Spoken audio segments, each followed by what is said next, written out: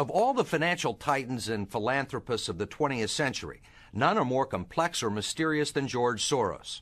Like Carnegie, J.P. Morgan, and the Rockefellers, he amassed billions through ruthless business decisions, only to turn around and give away most of his fortune to advance his own personal philosophy. He can move world financial markets simply by voicing an opinion, or destabilize a government by buying and selling its currency. He also pledged more aid last year to help people in Russia than the U.S. government did. But now George Soros is worried. He thinks the global economy is coming apart at the seams, and that the world needs to be protected from people like George Soros. In the last 2 years, you've been blamed for financial collapse of Thailand, Malaysia, Indonesia, Japan, and Russia. All of the above.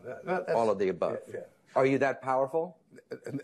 We may now think that everything is fine, but the fact is that the system is broke and it needs fixing. What you're doing is asking some form of regulation to protect the world against you. Well, I am a player, and I think all players should be regulated. There have to be rules of the game. Right now, his Quantum Group hedge fund moves $14 billion of rich investors' money around the world every day, looking for profits and answering to no one. Soros makes huge bets on whole countries and economies. Last year, when he saw cracks in the Asia boom, he began selling the currency in Thailand. Traders in Hong Kong followed suit, triggering a financial crisis that plunged much of Asia into a depression. The Prime Minister of Malaysia said that the region spent 40 years trying to build up its economy, and along comes a moron like Soros with a lot of money, and it's all over. He called you a criminal. It's easier for him to blame an outside force than to admit that they were mismanaging their economy and their currency. The French finance minister talked about hanging speculators from lampposts. Soros says the Asian currencies would have collapsed even if he hadn't been in the market. They were overvalued. He says people tend to follow his lead because he's been so successful.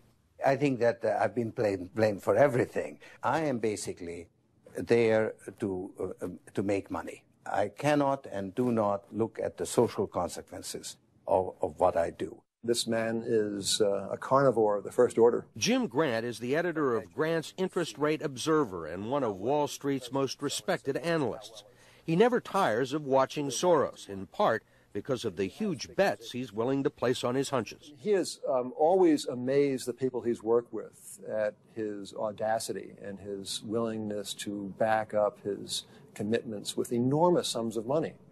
It causes the blood to drain from ordinary mortals' faces. What's it like to have a statement that you make have such serious, grievous consequences? I mean, you can... It looks to me like in a number of situations you can take a position against a currency or make a statement, and the whole country falls apart. Well, it's a tremendous sense of responsibility, actually.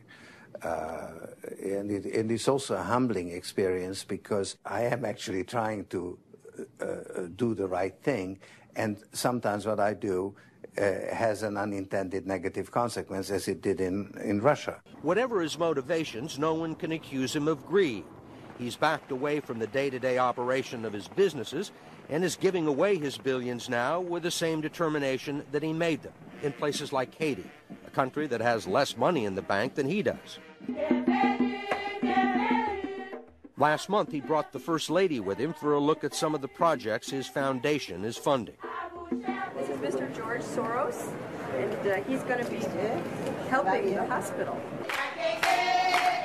This year, Soros plans to give away almost $500 million around the world. In Russia, he pledged $100 million to help scientists who might otherwise have sold their expertise to bidders like Iran or Iraq. In Eastern Europe, he's educated a new generation. And in Ukraine, he spent millions retraining the old Soviet military. At the center of George Soros, there's an inherent contradiction. Which is, on one hand, you're the capitalist who does not care about the social consequences of his act, and on the other hand, you are a philanthropist who cares only about social consequences. How do you resolve the two? Recognizing that as a competitor, I've got to compete to win. As a human being, I am concerned about the society in which I live. Which George Soros am I talking to now? The amoral George Soros or the moral George Soros? It's one person. It's one person who at one time engages in amoral activities and at the rest of the time tries to be moral. To understand the complexities and contradictions in his personality, you have to go back to the very beginning, to Budapest, where George Soros was born 68 years ago to parents who were wealthy, well-educated, and Jewish.